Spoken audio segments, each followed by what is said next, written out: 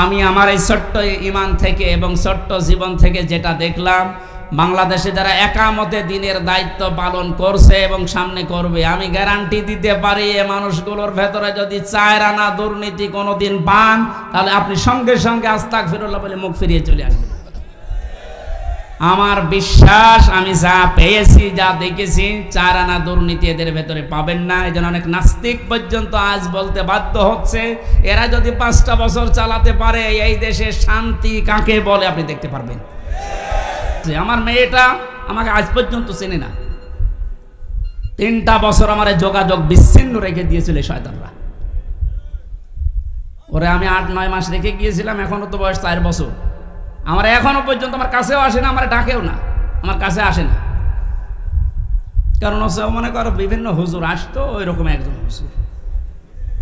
আমি জেলখানা থেকে যেদিন বের হয়ে বাড়িতে গেলাম, আমার বলছে হুজুর আমাদের বাড়ি চলেন।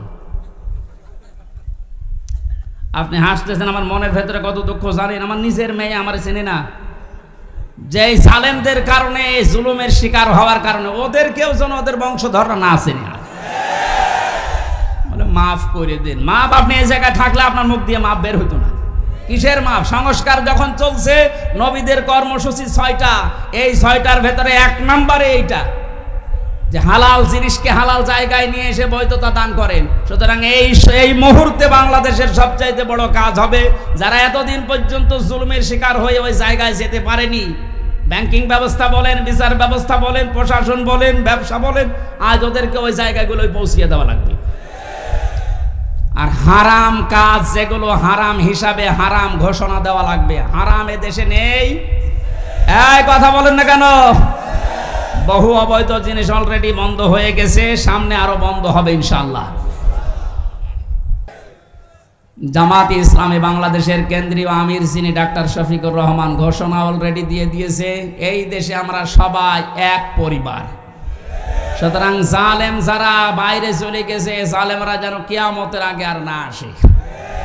বলেন, সবাই যেহেতু আমরা এক পরিবার, একটা পরিবার যেভাবে থাকে আমরা এদেশে এখন ওইভাবে থাকতে চাই। রাষ্ট্র সংস্কার অলরেডি চলছে, বন্দিত্ব যারা ছিল এখন তাদেরকে মুক্ত করার এই সংস্কারও চলছে। বিনা কারণে যারা বিনা বিচারে আটক অবস্থায় ছিল, আল্লাহ যেন এটাও তাড়াতাড়ি খুব দ্রুত করে দেন। বলেন আমিন। নবীদের এখান থেকে আমরা যারা উম্মত, তাদের 4টা কাজ এই মুহূর্ত থেকে শুরু করা লাগবে।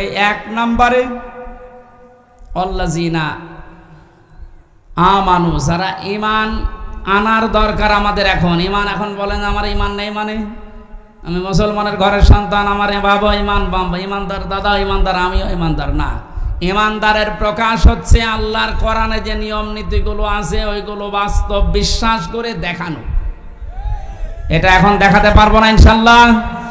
কোনো কিছু নেই সামনে। যে জালেমদের কাছে আজ 14 বার অনুমতি নেওয়া লাগতো, ওই জালেমরা এখন অনুমতি নিয়ে পা ফেলবে ইনশাআল্লাহ সামনে।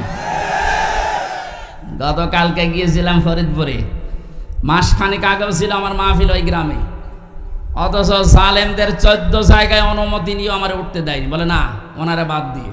অথচ গতকালকে যাওয়ার পরে সভাপতি আমারে বলছে, হুজুর যে জালেমগুলো বাধা দিয়েছিল ওরা এখন বলছে হুজুরকে এবার এনে দিন। দিন পাল্টে অলরেডি গেছে। এদিন বদল যখন শুরু হয়েছে, সংস্কার চলছে। যেখানে যেখানে জুলুম অত্যাচার, ছাত্র ভাইরা যারা আছে ঐক্যবদ্ধ হয়ে এই জুলুমের অবসান ঘটানোই লাগবে ইনশাআল্লাহ। বহু ব্রিজ এই দেশে আছে যেখানে ফেরেশতারা মনে হয় টোল নিত। আমার কুষ্টিয়ার এই যে মেহেদি রমি ব্রিজের যে টোল, এক শয়তান নাকি আদায় করতো। 5 তারিখে স্বাধীন হওয়ার পরে বিকালে ওটা উড়িয়ে দিয়েছে, এখন সবাই খুশি। এরকম বহু জায়গায় অবৈধভাবে যারা টোল তুলতো, এই টোলগুলো যেন সব ভেঙ্গে গড়িয়ে মাটির সাথে মিশিয়ে দেওয়া হয়।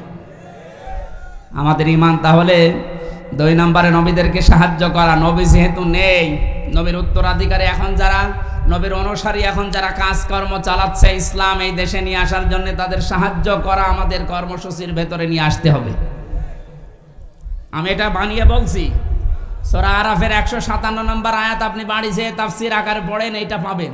3 নম্বরে তাদের সাহাচর্যে যাওয়া লাগবে।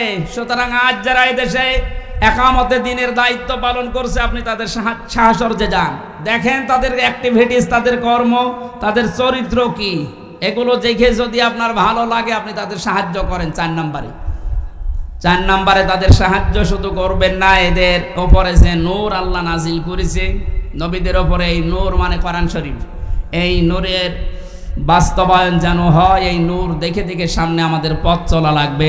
আল্লাহ এই 13টা জিনিস আমাদের জীবনে যেন এনে দেন, বলেন আমিন।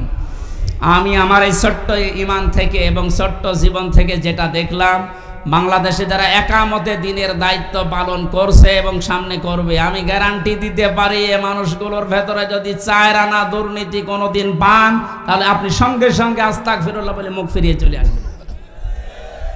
আমার বিশ্বাস, আমি যা পেয়েছি, যা দেখেছি, 4 আনা দুর্নীতি এদের ভেতরে পাবেন না। এই জন্য অনেক নাস্তিক পর্যন্ত আজ বলতে বাধ্য হচ্ছে, এরা যদি 5টা বছর চালাতে পারে এই দেশে শান্তি কাকে বলে আপনি দেখতে পারবেন। যারা দায়িত্বে আছেন, অন্তর্বর্তীকালীন সরকার থেকে শুরু করে যারা এখন দায়িত্বে আছেন, এই মুহূর্তে আপনাদের সিদ্ধান্ত নেওয়া লাগবে, এই জালেমদের সহযোগী যতগুলো ছিল প্রত্যেককেই ইমিডিয়েটলি এখনই ওদেরকে বহিষ্কার করা লাগবে। এটা সংস্কার যেহেতু চলছে, নবীদের কর্মসূচি 6টা ছিল, তার 2য় নম্বর এটা হালালকে হালাল বলে বৈধ জায়গায় দিয়ে দেন। এই 17 বছর যারা বৈধ চাকরিতে উন্নতি পায়নি তাদের কাজ উন্নতির ওই জায়গায় দেওয়া লাগবে, আর যারা অবৈধভাবে আন্দাজে চেয়ারের পর চেয়ার পেয়েছে তাদেরকে নিচে নামানো লাগবে। ইসলামী ব্যাংক থেকে শুরু করে বাংলাদেশের যত ব্যাংকিং ব্যবস্থা, বিচার ব্যবস্থা, প্রশাসন, ব্যবসা, প্রত্যেকটি দিক আর বিভাগে যেহেতু সংস্কার আরম্ভ হয়েছে, এই সংস্কার ইমিডিয়েটলি কয়েকদিনের ভেতরেই করা লাগবে। এখনো পর্যন্ত এই হারামখোর যারা, এদের এই অভ্যাস এখনো যাবে না। বলছেন না হুজুর দোয়া করেন, নূহ নবীর চাইতে কি আমি বড় হয়ে গেছি? নূহ নবী দোয়া করেছিলেন না? কি বলেছিলেন? লা তাযারা আলাল আরদি মিনাল কাফিরিনা দাজ্জারা ইন্নাকা ইন তাযারহুম ইয়াযিল্লু ইবাদাকা ওয়ালা ইয়ালিদু ইল্লা ফাজিরান কাফারা। হে আল্লাহ, বহু চেষ্টা করেছি এদের পেছনে, 950 বছর দাওয়াত দিয়েছি। এদের যে চরিত্র, এদের আন্ডা বাচ্চা পর্যন্ত যেন জমিনে একটাও না থাকে, কারণ যেটা থাকবে ওর পেট থেকে যেটা আসবে ওইটাও হবে এরকম হারাম। এই জন্য জুলুমের পুনরাবৃত্তি আমরা আর দেখতে চাই না। এটা মারাত্মক একটা অপরাধ, সবচাইতে বড় অপরাধ এই গুম। এটা মানুষকে আপনি মেরে ফেলতে পারতেন, সংবাদ দিতেন যে লোকটা মারা গেছে। দেরাওয়ার ভাইয়ের সন্তানের সাথে নাটোরে যা করেছে, আপনি কি জবাব দেবেন বলেন তো? মেরে লোকটাকে ঘরের ভেতরে আপনি আটকিয়ে রাখলেন, পরের দিন জানতে পেরেছে জনগণ, এটাও মোবাইল ট্যাগ করে যে অমুক জায়গায় মরে পড়ে আছে। এই বিশ্বাসঘাতক এই জালেমকে যদি এখন নাটোরবাসী মাফ করে দেয়, তো কি জবাব দেবেন আপনি আল্লাহর কাছে আর দেলাওয়ারের কাছে? বলেন, আপনার ছেলেটা যদি হয়তো আপনি টের পেতেন।